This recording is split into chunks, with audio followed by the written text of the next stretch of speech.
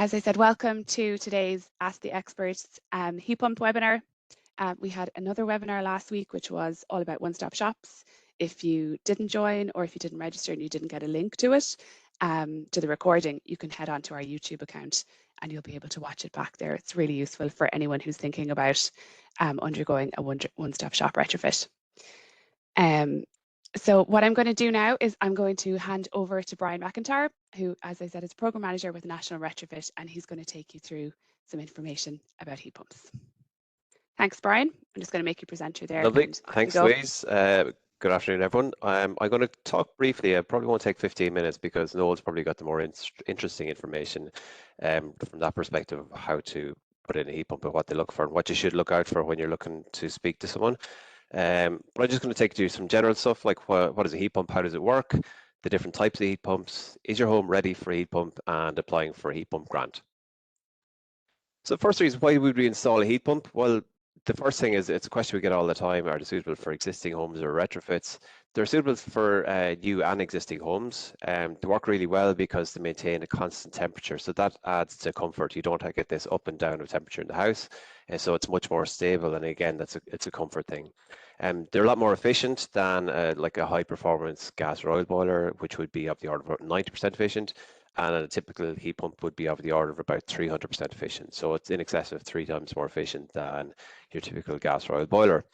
And because they're much more efficient and they use a lot more energy, or a lot less energy, sorry, crucial to get that one right, you have a lot lower carbon emissions from them as well as a heating system, which is really important for our targets in terms of carbon emissions and lowering them.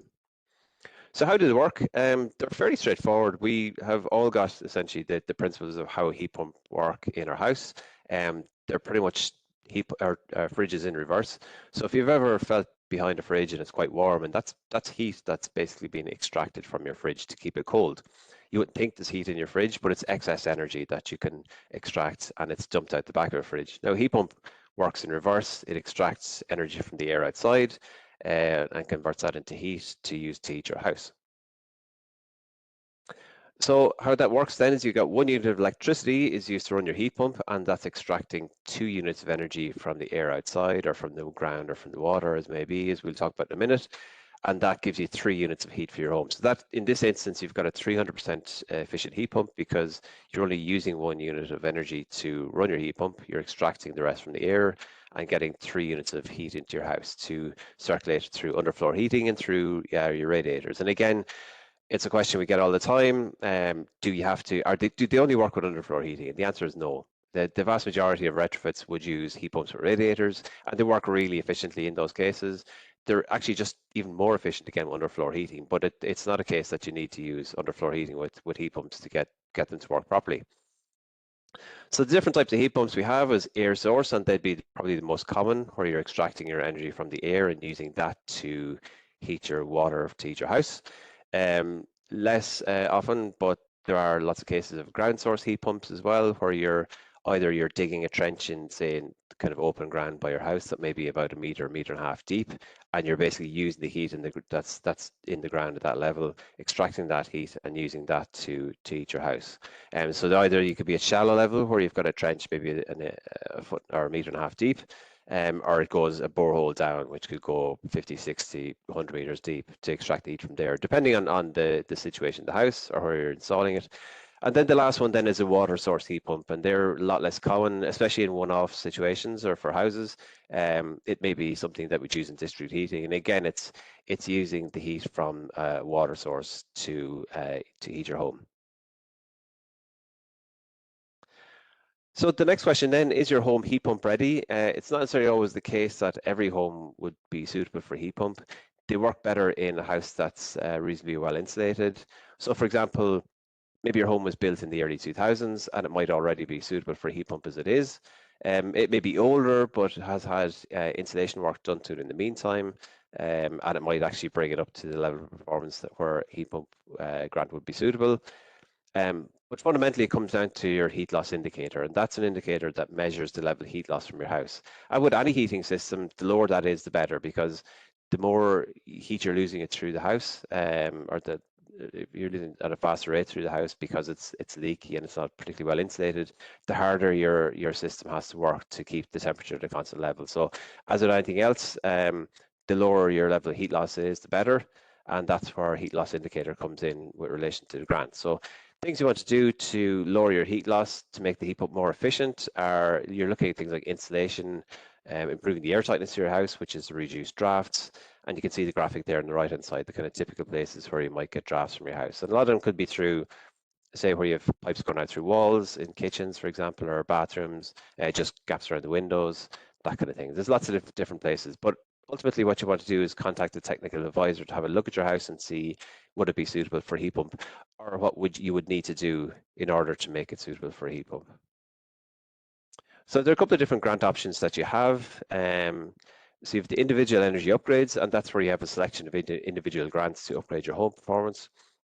And that's where a homeowner can manage everything about their upgrade. They pick the contractor, they do the grant application, and then get the works done. And how it works is that they pay for the works up front, and then they claim the grant back after the work has been done.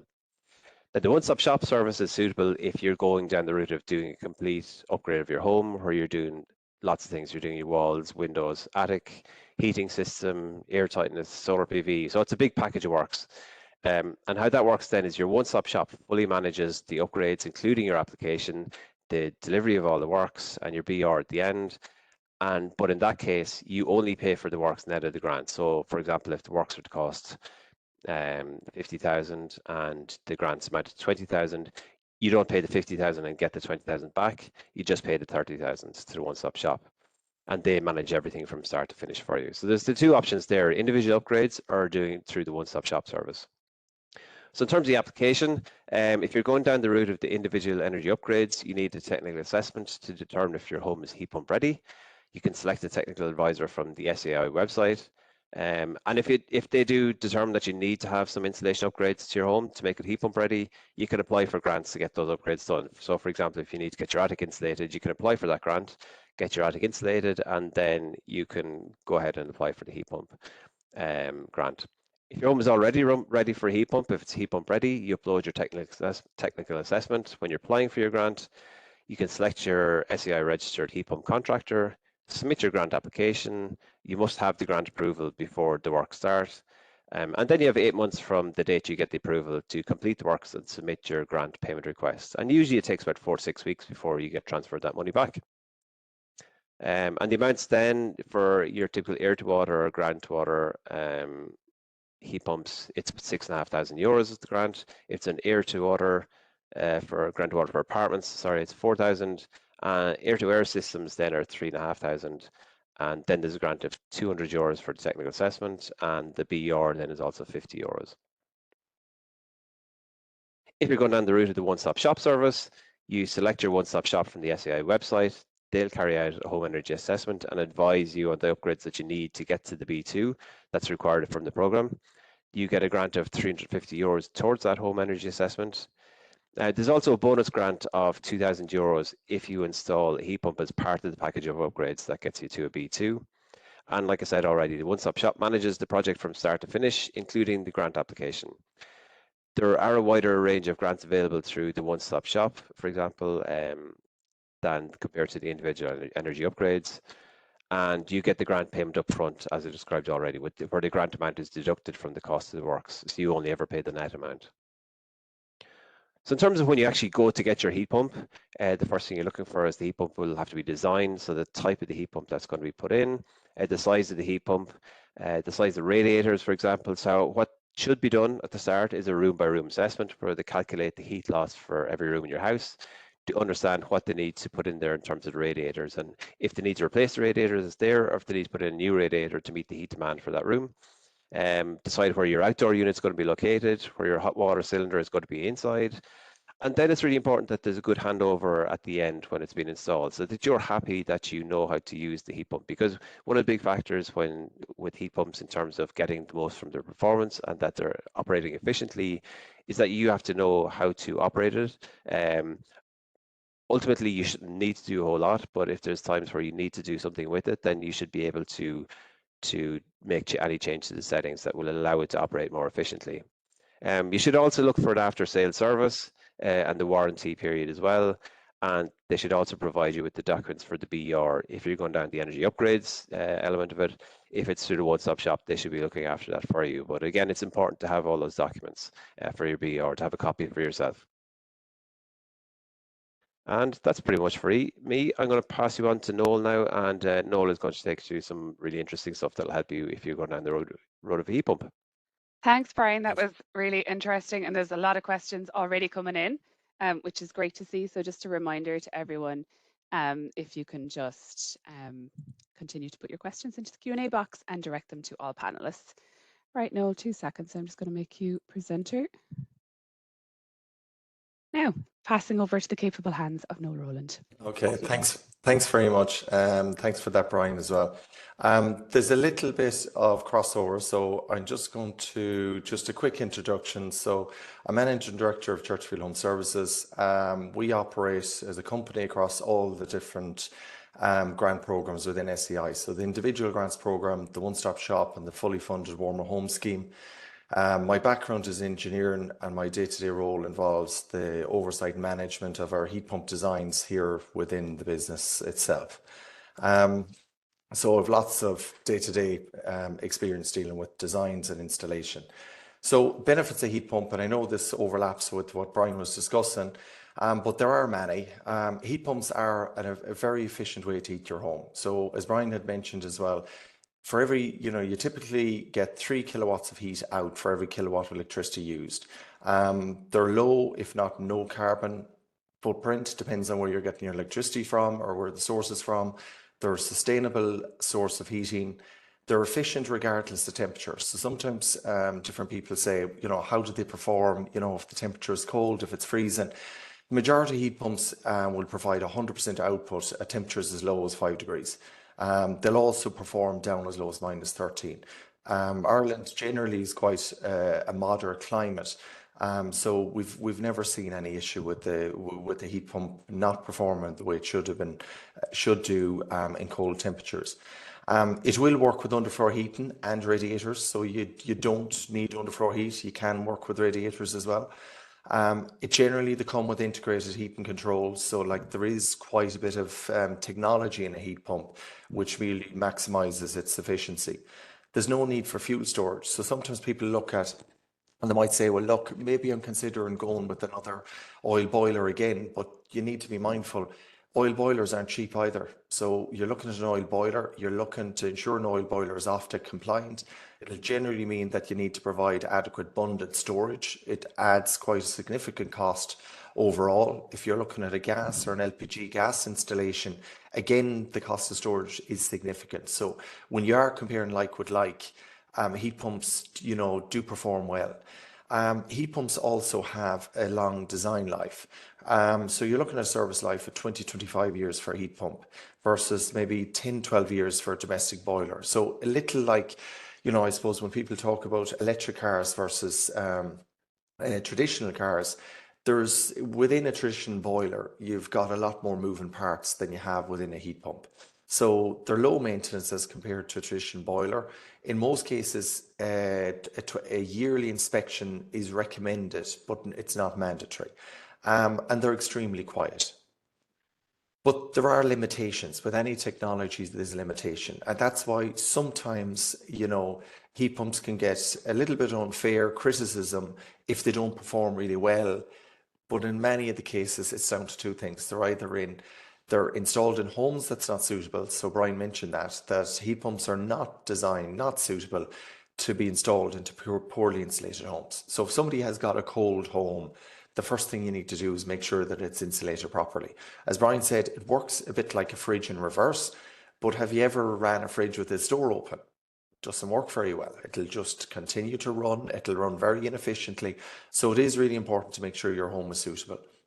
It's recommended to ensure that your HLI factor, and Brian mentioned this, you have a HLI factor, a heat loss indicator of 2 or less, to be suitable to install a heat pump. There are some exceptions, but generally we would recommend the lower the HLI, the better. Heat pumps should not be installed without a heating system design. So when you compare it to maybe a traditional oil or gas system, oil or gas systems are very, they are very robust, they're quite straightforward. If radiators are too high, too big, they heat quickly. If they're too small, you turn up the temperature. It's quite easy to design it, and generally a lot of plumbers will design a heating system by just experience, just walking into a room and saying we need a certain radiator.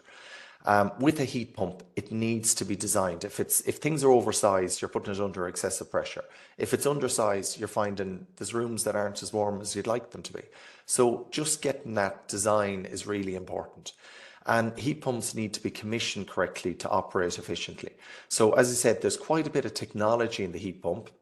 Technology is changing all the time, it's improving all the time, but to attain the benefit of that technology, you need to ensure that it's optimized properly at the end in terms of make sure it's commissioned properly. So it's not just good enough to make sure it's designed correctly, you want to make sure that it's commissioned in line with the design as well. So we also stress the importance of taking an integrated design approach. So we have mentioned, and I suppose it's a common theme, that heat pumps aren't recommended for cold houses. So you want to be looking at a heat pump in conjunction with the heat loss in your home. So we generally look, when somebody comes to us and says, okay, I'm looking at a heat pump, we'd say, okay, let's just have a look at the whole overall, how's your fabric performing? What upgrades? Maybe you have upgraded the fabric before and now you're ready for a heat pump. But the conversation always starts with, okay, let's make sure the fabric is right. Make sure your heat loss indicator is low enough, and make sure your home is heat pump ready. So again, a fabric first approach is key, making sure your walls, windows, ceilings are all right. And where your home is heat pump ready, we also, in more modern homes where you have a good level of air tightness, or perhaps you're installing a heat pump as part of a larger renovation where you're going to attain a good level of air tightness, you should consider mechanical heat recovery ventilation strategy as well as the installation of a heat pump. So just to kind of touch on that, what that'll mean is it'll recover all the heat that's lost through your ventilation, and it'll mean that your fresh air coming into your home is preheated to maybe 16, 17 degrees, and your heat pump has to work a lot less because there's only heat in your air on the winter time from maybe 16, 17 degrees up to 21 rather than maybe 10 degrees to 21.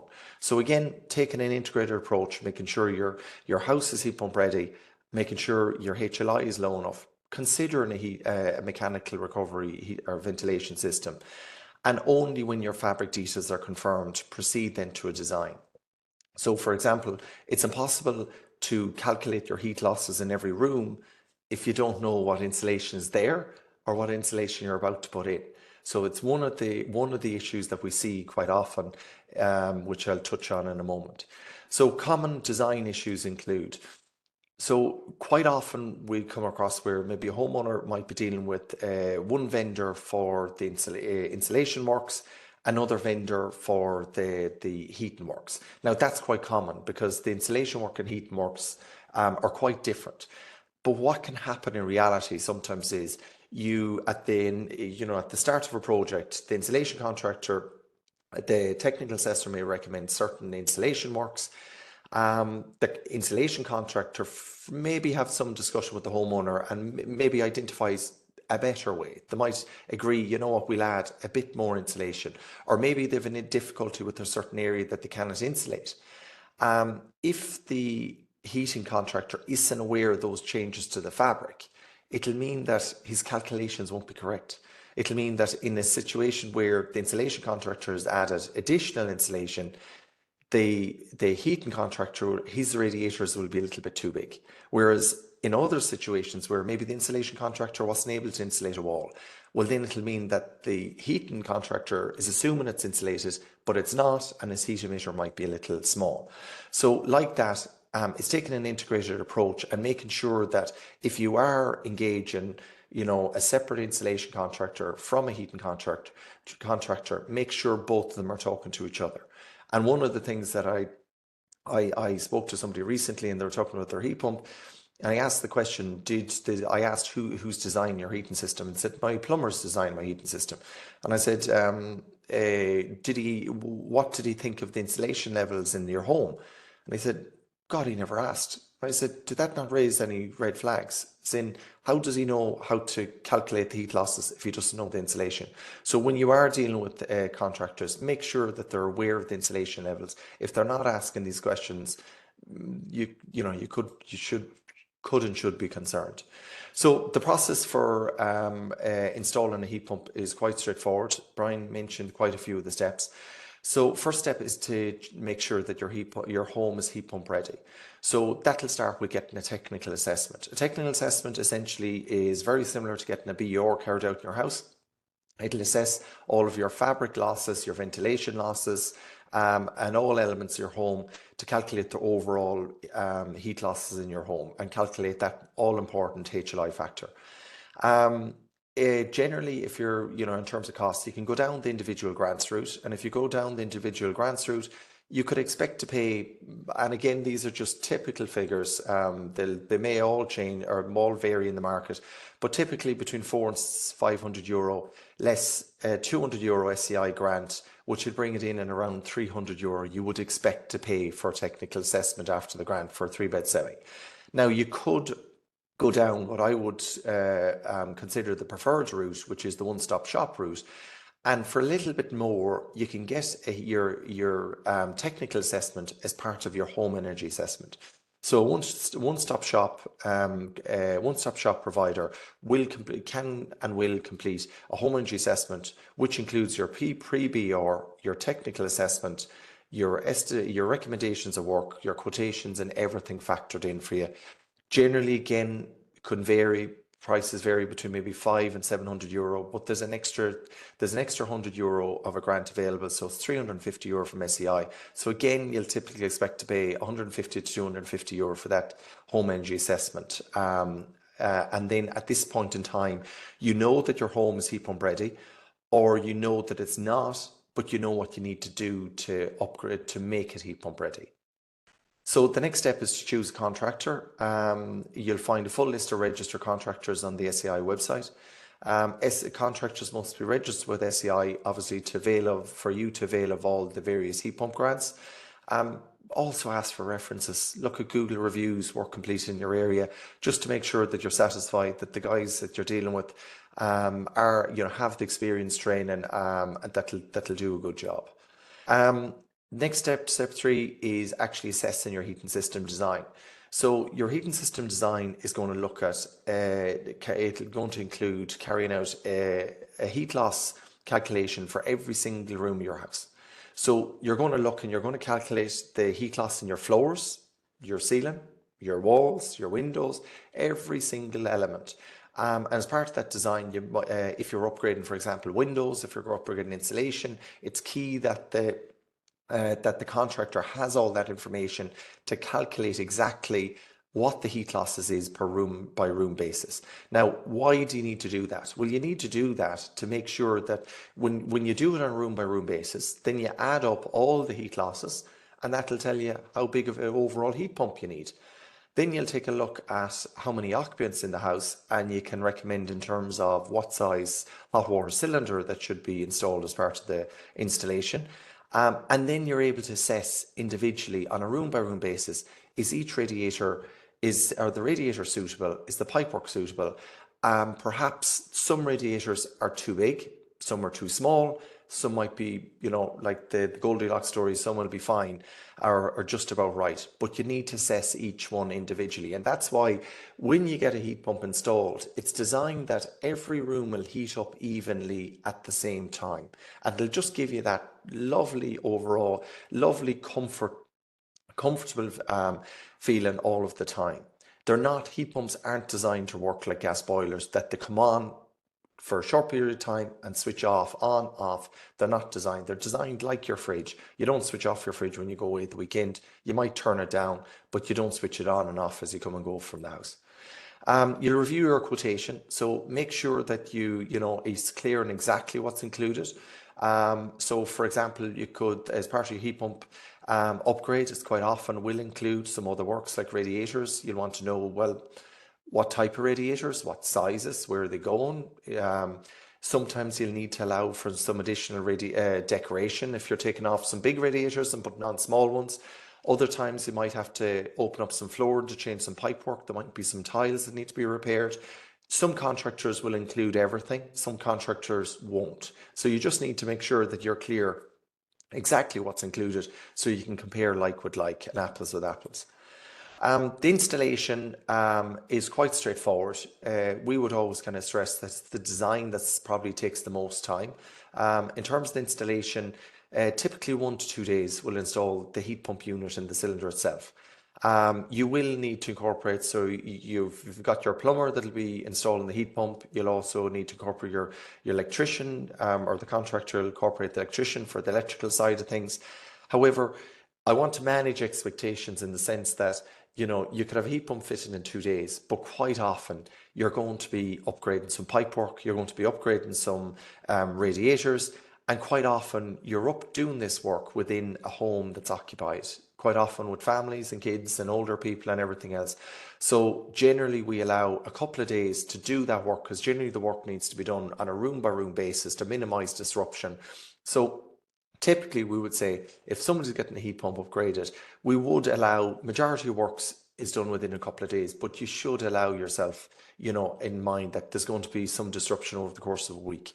Your installer will minimize the disruption by making sure that you have hot water, you know, throughout, and minimize the time it takes before he, you know, the first thing he's going to do is not take out your boiler. It's going to get all the prep work done.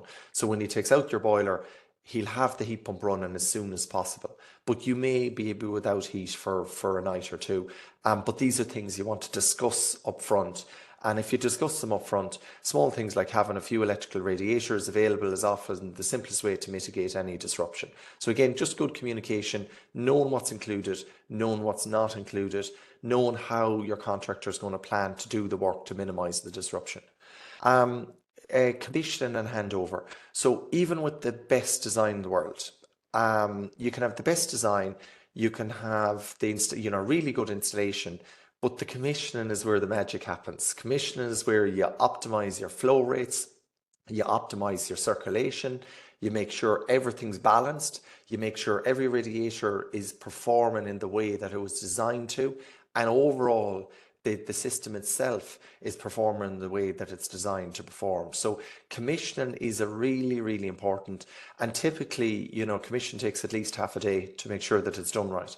So again, just understanding, you know, and in our case, we would have a commissioning engineer, one commissioning engineer that commissions all of our installations, and to make sure we've the consistency, and we also have the access to monitor your installation to make sure it's not a fit and forget, that we're making sure monitoring that it's performing the way that it should.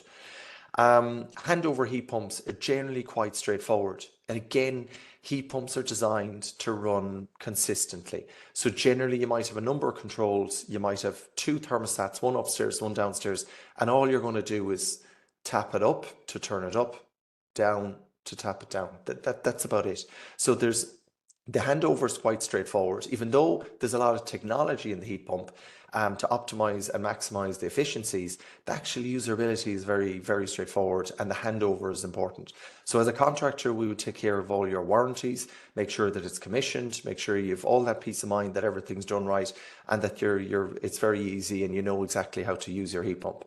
Heat pump systems are, I mentioned before, they're low maintenance. You don't have ignition, you don't have the same heat as you have in a gas or oil boiler. So heat pumps are, you know, yearly inspections are recommended, but they're not mandatory in most cases.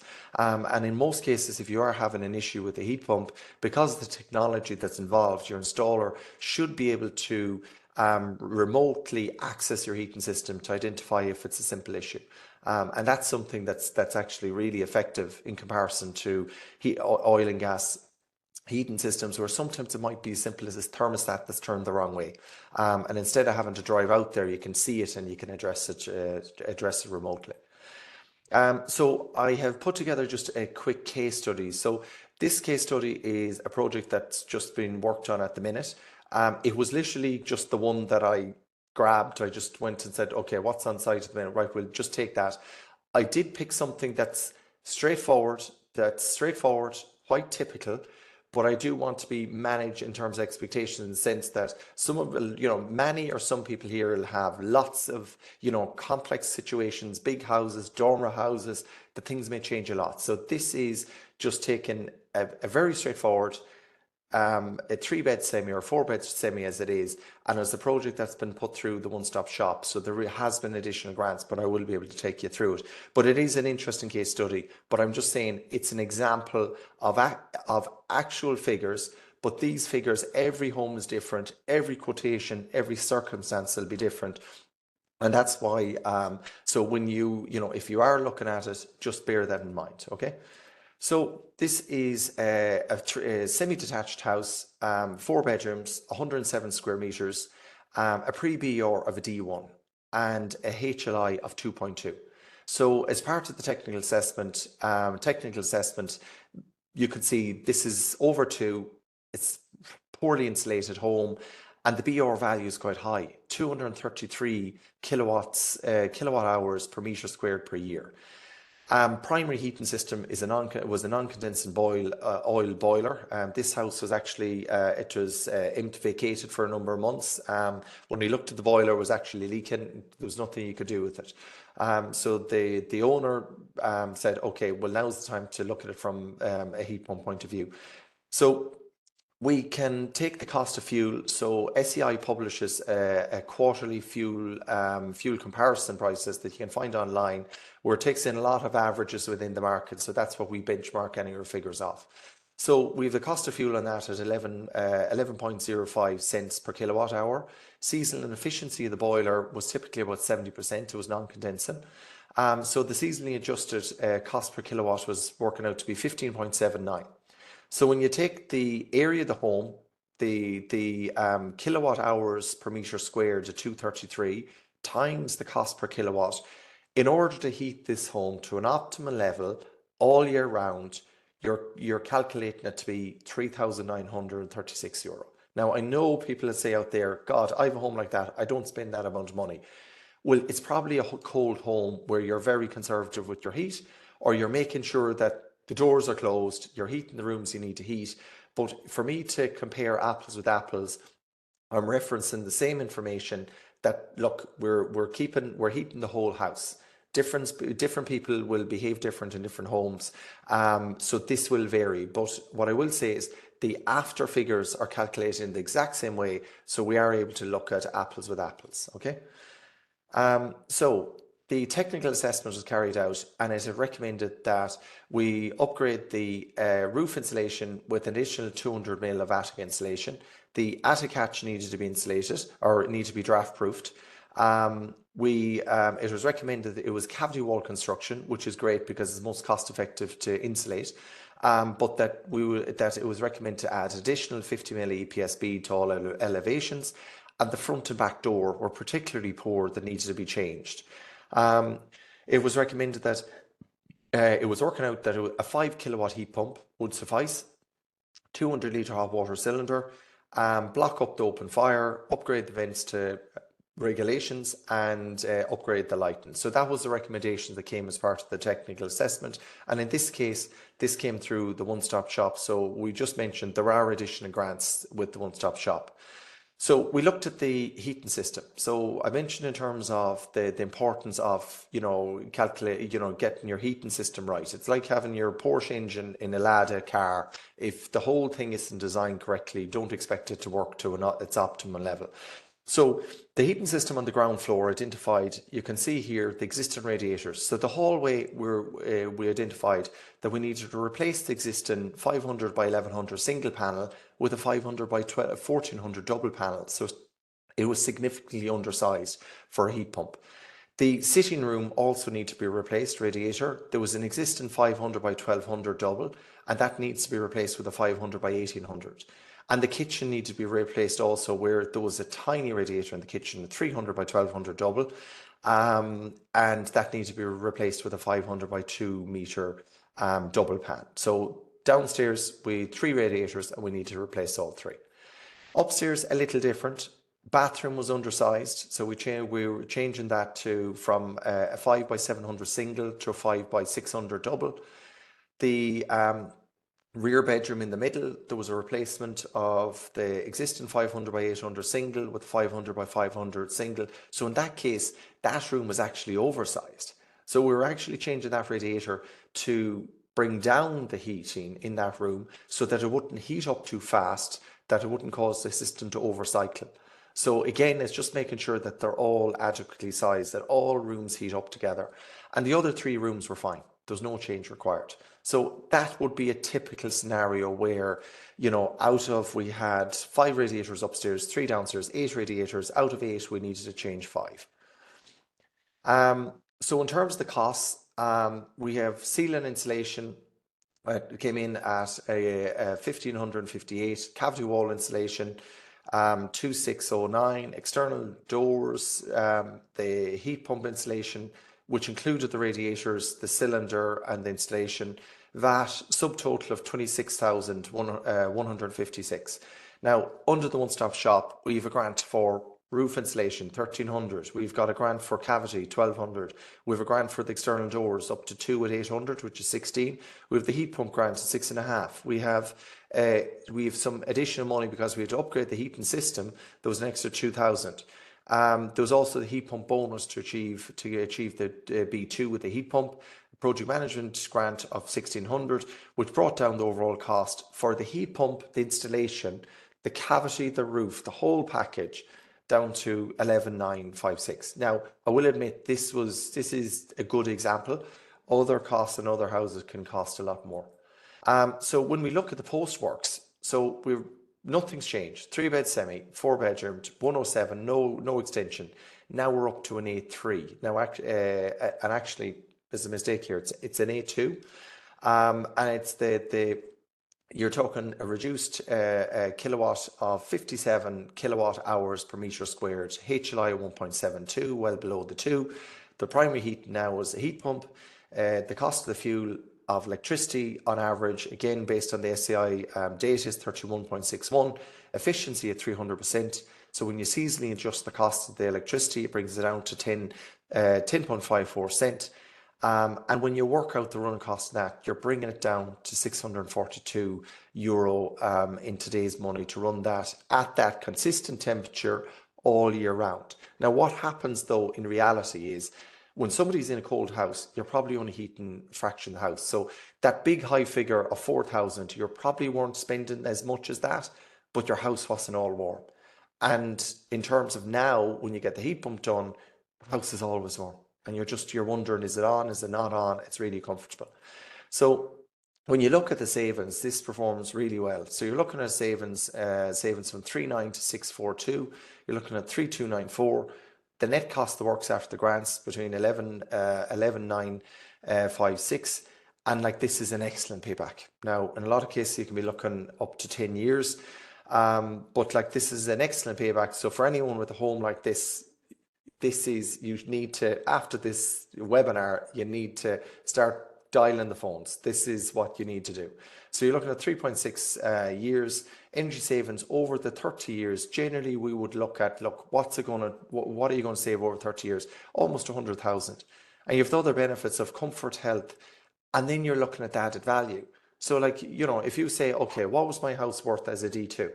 Now it's an A2. I cannot monetize exactly what that is, but I can assure you it's worth a lot more money. So did it even cost you the 11,000? Probably not. Your value of your home has probably gone up by that, which means that you're into the black immediately if you take the added value.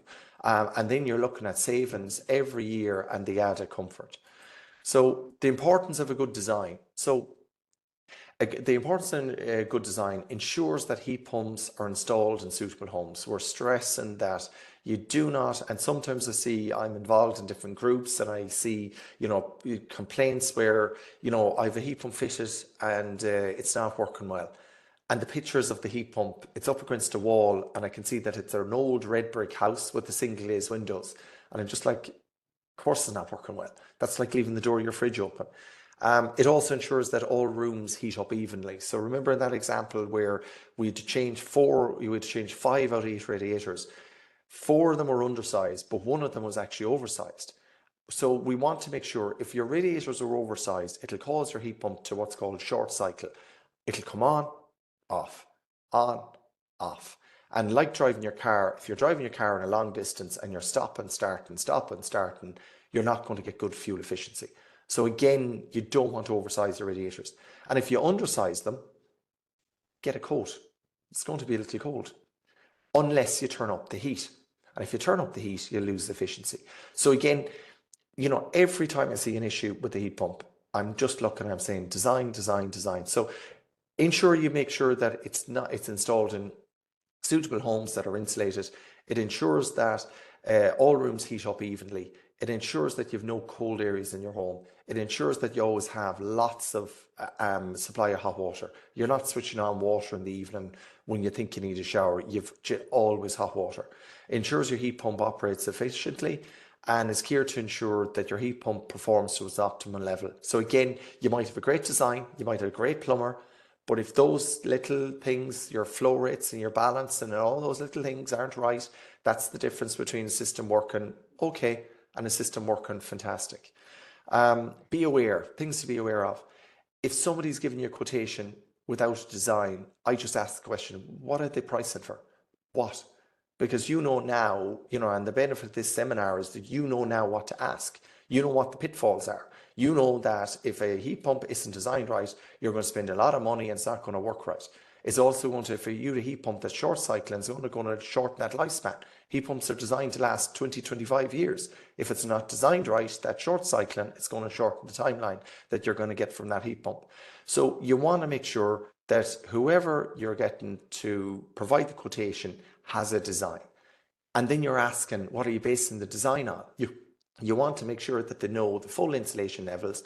You want to make sure that they have access to the technical assessment that's provided and the recommendations in that.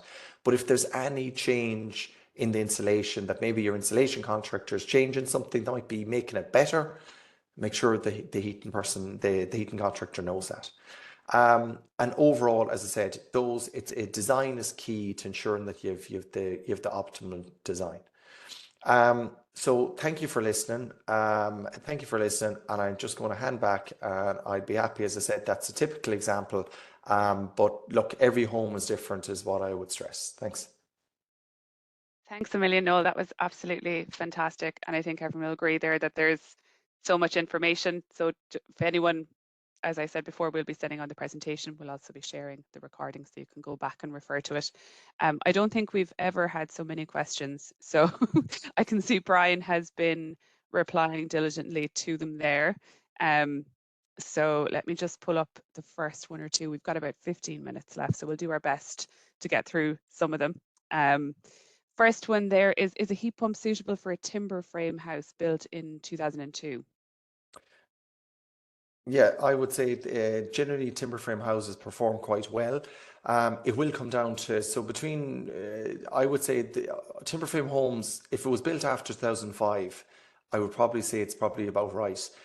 It just might fall a little shy, but your technical assessment certainly identify it, but it'd be very close, I would expect. Brilliant. Let me see now, 2 seconds. I had another one. How do I choose where to place a heat pump? Would it go where my old gas boiler is or somewhere else? Yeah, so some important things that you consider. So when you're placing a heat pump, you want to keep it. So you've two different types of heat pumps. Not to get overly technical, you have a monoblock, which means you've got all the kit in one block unit outside, and you've got hot and cold water, your flow and return running from that. So generally, you want to minimize the distance from the pipes coming from outside into your hot water cylinder. So you want to keep it quite close. So typically, typically you keep it to the side of your house or to the rear. Ground mounted is preferable where you have the access. And you don't want to you don't want to site it outside a window. You want to make sure that you have adequate circulation around the heat pump, that you have minimum 300 mil, that the air can circulate around it. You want to make sure you're not blocking an access. So typically you look at a close location to your outside to your hot press. You're looking then to see maybe you have a wide side path, if you've got room. In the example that I showed, it was a semi-detached house. It was sited just to the side and the rear. rear of the garden. So it was on the ground and it was quite easy to access. In some cases, you can wall mount them, but it's for smaller heat pumps, it works. But for larger heat pumps, it wouldn't be your first choice. So a number of considerations to take into account. But I suppose all houses are different, relatively close to wherever your cylinder is. Brilliant. Brian, this one might be for you. Does the insulation grant need to be accessed before somebody accesses the heat pump grant, or can this be done in reverse? Well, you won't. It depends on if the Mm. house is heat pump ready. If you need to get the first step is if you're looking to get a heat pump, you'd go for the technical assessment, and that would probably direct you towards whether you need to get insulation or not. If you meet it and you can apply for the grant, that's fine. If you wanted to get it done just as part of the works after, then there should be no problem with that. But if you're in a situation where your technical assessor has said that you're not heat pump ready yet and you need to apply for the grant, then you can do that. You're not actually applying for the heat pump grant until you until you've actually determined your heat pump ready. So it doesn't really matter. But if you're not heat pump ready and you need to get the installation done first, you're applying for that first anyway. Brilliant. Here's an interesting one. Do you switch off the heat pump in summer? The heat pump, the thermostats on the heat pump will actually detect the ambient temperature in the house. So generally in the summertime, what you'll just do is you'll just turn down your thermostat to maybe 18 degrees, and it's not going to come on because it'll know it doesn't require the heat, and it'll only come on just to maintain your hot water. So you don't need to, but you can, but no need. Yeah, just to add that, I think there's a misconception that heat pumps are running all the time, 24/7. But in the context of them running at say 20, 21 degrees, but they're not. They kind of typically that would be what you'd set a setback temperature that they would kind of drop back to. So it just means that they don't have to use a lot of electricity or energy to get it back up to your temperature, but they do modulate between kind of your comfort temperature and your setback. So they're not running hard all the time. Brilliant. Are there And ways of integrating? Oh, sorry. no, ahead. and that's no, and Brian is right, and it was just to clear, the point of saying when a heat pump, you don't want a short cycle. I suppose short cycle, as in we don't want to run in hard stop. So as Brian said, just that it comes on. Like I know there's one project we've just finished, and I asked the homeowner, how is it finding? The last couple of weeks have been mild, it has been on. Said generally in the evening time comes on for about 40 minutes. You see it spinning in the evening when there's more hot water requirement. So yeah, not all the time, but just that when it's on, it's running at an even temperature, not running hard. Brilliant. Are there ways of integrating a heat pump system in a new extension with an oil-based system in the main house? I.e., how to upgrade the old part of the house? Should have mentioned the house is heated via underfloor heating. I'd imagine you'd have it all running. It can get very complicated, and I suppose it can get very complicated where you're running two different systems. It's not going to be cost effective. It's going to be complicated, and I know sometimes people, and I suppose the point of this webinar as well is to try and reinforce the trust in getting a heat pump designed properly, installed properly. But I know some cases people can be a little bit skeptical, and they're almost saying, well, I'll keep the oil just in case. And my advice is, it's really it's kind of, I wouldn't advise integrating both. You kind of end up with a halfway measure. Like, for example, I would recommend looking at the whole system as a whole. And certainly, from a grant point of view, you're taking a whole house approach. So you would be looking at the overall heating system. So if you're only upgrading a certain part of it, you're not going to be eligible for the heat pump grant. And as part of the heat pump grant, as an installer, we need to submit a copy of our design showing our calculations and making sure that it's suitably sized, all the heat emitters, and you're not going to be able to do that if you're combining two different systems. Brilliant. Thanks, Noel. Brian, my house was built in 1974, fairly warm and heat retaining. We have oil. We would love to replace it. We got front windows replaced, and I think an installer or someone came out to them and said our house probably isn't suitable for heat pumps. Any Again, ideas? it's really just to get a technical assessment to determine what the level of heat loss is from the house. That's always your starting point. And maybe that this work has been done in the meantime that it brings it up to the level of heat loss, but it's just hard to say in an individual case, like what level of heat loss is in the house at the minute. So I'd say the first step would be to get a technical assessor out to have a look. Now, I'd Brilliant. also just come in on that where you have the two choices, and you can see a home energy assessment through a one-stop shop is marginally more expensive. Probably in some cases it mightn't cost any more, but what that does is it gives you access in both ways. It gives you access where if you do need to do some other fabric upgrades, there are more grants available. And generally we'd recommend, look, just get the home energy assessment. Look at what, go for the dream. Like, this is like Christmas, making the Christmas list. Add everything on the list to begin with, because if you don't add them, you're not going to get them. So add them all on. Say, look, if I wanted all the bells and whistles, and then pare it back. And you might fall back and say, actually, no, I'm just going to go back to the individual grants. But we would recommend, the home energy assessment is really good value for what you get. And it gives you just all the options rather than just maybe going with the technical assessment on its own. But then that's a personal choice. Yeah, no, Great. it's a fair point. If you have the capacity, it does give you an idea of the bigger picture. And like I said, shoot for the stars. You may never actually go for B2, but at least it gives you a pathway to get to where that would be or what that would look like, and then you could prioritize based on that list of things and go for the grants as needs be. Fantastic. Is there a minimum size of apartment that suits the installation of a heat pump? Good question. It'll come down to, I suppose, it comes down to feasibility in terms of the overall cost. So heat pumps can fall down as low as, say, maybe 4 kilowatt. A common size for maybe 4 kilowatt.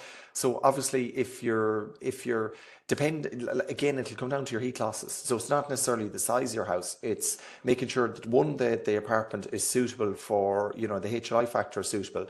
Then you're looking at, well, if it's significantly lower than that, well, then you might be looking at alternative means. But with an apartment, you need to be mindful that, where you're going to site the heat pump, and have you got consent by the management company to site a heat pump outside in your building. So that can be a little bit more complicated. But I'd say, again, looking at your overall heat losses will determine what the best option is going to be, the cost optimum, what's going to give you the most bang for your buck. Thanks, Noel. I have gas and 2 solar thermal panels. Can the solar thermal panels be integrated with the heat pump system to continue to heat the water? Yeah, so you can get heat pumps.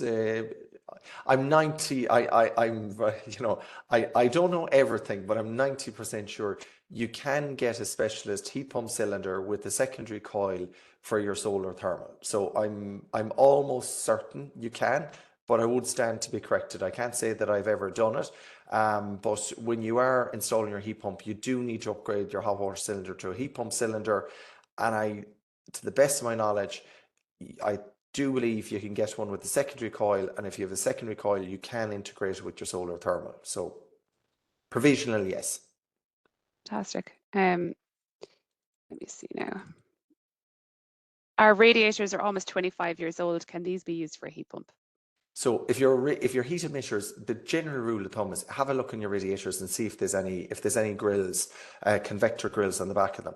Now, regardless of whether you have a heat pump or a gas boiler or a back boiler, those radiators, if they don't have convector panels, aren't giving you a lot of heat no matter what you use. So I'd be recommending that regardless of what sort of heat source, so generally what you look at is if you've got the convector grill, you're considering them. But then you need to make sure that they're suitably sized. So if you don't have the convector grill, no, they need to be replaced. If you do have the convector grill, you'll consider them once they're the right size. Brilliant. There's a lot of questions that are quite specific. So what we might do for those particular ones is I will share the FAQ doc with Brian and Noel, and I might get them to have a look over it, and we'll share it with everyone. What happens below -5 degrees? This is a common question. Yeah, so there's a performance curve with your heat. There's a performance curve with your heat pump. So the majority heat pump manufacturers will guarantee 100% output at -5, and they'll also, so performance will drop, but it doesn't drop like off the radar. It drops slowly in terms of, so you might just get, say, you might be down to -7, and you might be down to performance 250% to 200 to, do you know what I mean? Right down. So I know in terms of, in particular, say Mitsubishi units that I'll be quite familiar with, they will perform down to -13, but the efficiency won't be 100%. But there is a curve, and you want to, I suppose that's specific to the make and model of unit. You look at the performance curve, but -5, it'll be 100%, and it does, it does drop off, but not doesn't just drop off drop completely, but it will drop. So yes, it'll perform, but not as efficient as you'd like. But like, when is it less than 5 degrees in Ireland? Not very Yeah. often. I was the same question, but I got one. We had funded a study looking at heat pump performance back in, I think, starting 2018. But it wasn't part of the study, but they did look at the performance of the heat pumps across the Beast from the East, the 16-day period where they looked at the performance across those. So where we say like a typical heat pump could be about 300% efficient, I think on the coldest days, the average worked out about 220% efficient, or 225 maybe across those days where it's coldest. But the average across Mm. that 16-day period, where it was maybe the average was about 2 or 3 degrees, was I think about 2.5 or 2.6, or sorry, 250 or 260% efficient. So it's still, like Noel said, the performance does drop off because the heat pump has to work that bit harder to keep the heat. But you're still getting heat down to, like, those are more, I think the average is about minus 3.5 across those days. So minus 5 isn't a stretch. And like you said, they do guarantee performance down to minus 15 or thereabouts. Brilliant. What do you recommend for a derelict house in terms of assessments? Is it too early to get a full HEA? Oh no, what I'd say is we come across these quite often, and right now Okay. with the derelict homes, you might have some eligibility for a derelict home grant. We're seeing quite a lot of people come early. We've been involved in projects where the builder's on site and he sees the roof on, and then they start thinking about it. So it's actually now where you should get your home energy assessment done. Then you're able to factor in, you're going to have to insulate it, you're going to have to do a heating system. So get it spec'd out from the beginning. And then it means before you even tender out to your builder, you're clear in terms of what insulation levels need to be done. But it's just making sure, I suppose the key thing is nailing down your insulation, your fabric details before you can tie down your heating system design. If you're not sure what insulation you're putting on, you can't do the heating because the figures are always changing. So I would say one-stop shop assessment on that derelict home. Get it spec from the beginning. It's a blank canvas and you can optimize. And also, we would recommend that there are minimum requirements to achieve with SCI, like a U value on a wall of 0.27. But where you have a blank canvas, you look to get closer to new builds and not just get inside that HLI of 2, but the lower down you get, the better it's going to perform. So blank canvas, great opportunity, get it done now. Brilliant. Can you install a heat pump and keep a gas boiler in place as a backup? You can. As I said, you can. It's been done. There are even some heat pumps with with gas, that's built in.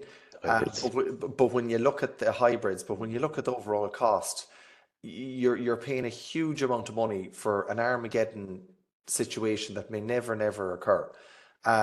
It's not, as I said, when you add in the complexity, it does get very complex and complicated. And where things get complicated, it adds a lot of cost. You could, easily say, look, if you're concerned about that Armageddon, all of a sudden it's the beast of the East grand uncle arrives, and next thing it drops to minus 20. Well, maybe you have a backup heater. Do you know what I mean? Out in the shed, but spend a few hundred on it. Don't be spending thousands. So again, yes, it can be done, but it gets complicated. And if it's complicated, it'll be expensive to do and expensive to maintain.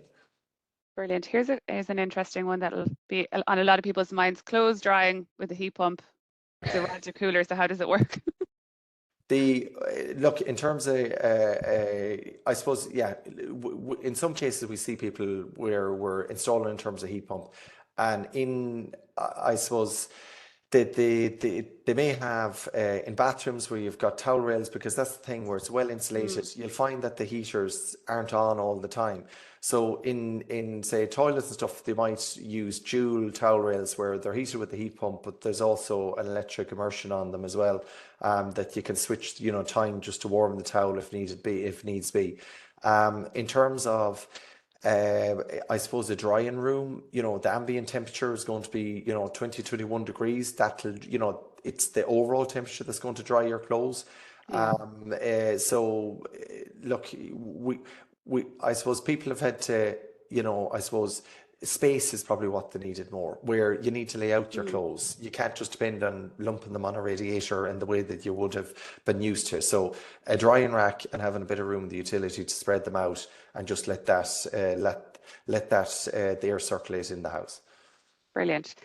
How long would you expect? We'll just take a couple more because I'm conscious of time for everyone. How long would you expect a heat pump to last? Again, your design life of a heat pump is they're designed to last 20, 25 years. As I said, compared to a gas boiler, you don't have the combustion. So there's a little less in terms of a little less going on there, and that's why the maintenance is a little less. But in terms of, warranties warranties range between anything from 3, 5, 10 years. But based on the manufacturer's guidance and their experience in other markets, I know the Mitsubishi and Valiant, they would say that their design life is 20, 25 years. Brilliant. This is, I think, a very common question that we get. I have friends whose running costs for their heat pump was €3,000 annually. Can you comment on this? Yeah, I've seen, remember I said to you over and over again, Yeah. I've seen lots of cases where, so the traditional scenario of a plumber coming to look at your house and change your heating system is he'll walk through the house and he'll say, do you know what, that front sitting room, we'll put a 500 by 1200 radiator, we'll put this one here, we'll put that one there. And it's more out of a lack of knowledge and a lack of awareness that if they're oversized, the heat pump can be running hard. If you're circulating, so then the other thing you have to consider is if you've all your radiators linked together, say for instance you have a house of 8 radiators and they're all connected in series, one by one by one, and your oil boiler might be heating your water to 70 degrees, and it means that you have heat going right to the end. Well, then if your heat pump is down at 40 degrees, you lose that heat halfway down. So what sometimes the plumbers do is they turn up the temperature in the heat pump, which shatters your efficiency in order to get the temperature up to get the heat to circulate. So again, without a heat pump, without a heating system being designed right and installed, there's quite a few simple things that can happen that just doesn't give it a chance. So I would say where they've high running costs, it's down to a poor design, poor commissioning, or an install. But generally, the heat pumps, they're manufactured in state-of-the-art factories under, robust quality control. Generally, one heat pump and model and run exactly as efficient as the next. It all comes down to design and installation. So I do hear quite a bit of it, but I do know of quite a few places where people have, they think, I know that plumber, he's a good plumber, but you just need to be aware it needs to be designed. And then if the guy designing it isn't even asking the questions about what insulation is in there, he's only getting ballpark figures. So I suppose design. Yeah, there's two areas that we would have seen where the problem always lies, and it could be like Noel said, if there's an issue with the sizing and design and it's working too hard and it's costing too much, and then if people seeing that they've never been shown how to use the heat pump properly, and then what happens is that the heat pump bills are too high, so they start playing around with the controls and maybe making matters worse. Purely out of not knowing what needs to be done or not how to use it properly. So I think it's those two elements. But if a heat pump hasn't been installed and sized properly, and if you've got your radiators or hasn't been sized properly for what's needed, then you're just going to drive the heat pump to work harder, and that'll drive up the bills. But some of these things can be remedied. But if you've got a situation like that, and there was one or two questions there, that my bills are too high, or there was I think it was one case where there was an A2 house and the bills were excessive. I would go back and see if it get someone to look at that, because it typically, or it could be the settings or what way it's been installed, or someone to have a look at that it could rectify it, because in an A2 house your heating bills shouldn't be high. Okay, brilliant. Does an open fire or stove work with a heat pump? No, open fires are absolutely dreadful. It's a chimney of hot air going up the chimney. Always recommend is one of the first things is block that up. Block up your chimney. And also we were involved with the pilot. I remember one of the early deep retrofit pilots that were in 2018, 2019. There was a batch of 5 homes that we upgraded to an A level, including heat pumps. And at the time, I suppose it comes down to experience, they all wanted a stove. They were nervous that blocking up the chimney, they couldn't handle the complete block up. So let's put in a stove. So in fact, 6 months later, and we were just, and out of the 5, the question I asked is, how did you find the stove? And in 2 of the cases, they were never lit. And the other cases, we lit them on Christmas Day. And they said, yeah, you're right. There's no need for it. So recently, I know a customer, one project, went to being, built out the fireplace, went to being queue, €136, a nice plug-in facade to give a nice ambience. It looks fantastic. And that's all that was needed. So no, I don't recommend it. I think block them up. You're just huge amount of heat you're losing there. Right, a few candles. Yeah. Maybe just one last question. Again, this is something we always get asked. What happens in a power cut? Does the heat pump stop working? It's the same situation as you have with any gas or oil boiler, because you need electricity to run for the ignition on your gas or oil boiler. You need electricity for a circulation pump to circulate hot water around the house. So while, yeah, there's an issue there where your heat pump won't work if you got a power cut, but your gas or oil boiler won't work either. And Yeah, it's the a same lot of thing. people seem to be worrying about it. There's another question there. Can you wire a heat pump installation for a backup diesel generator in case of blackout?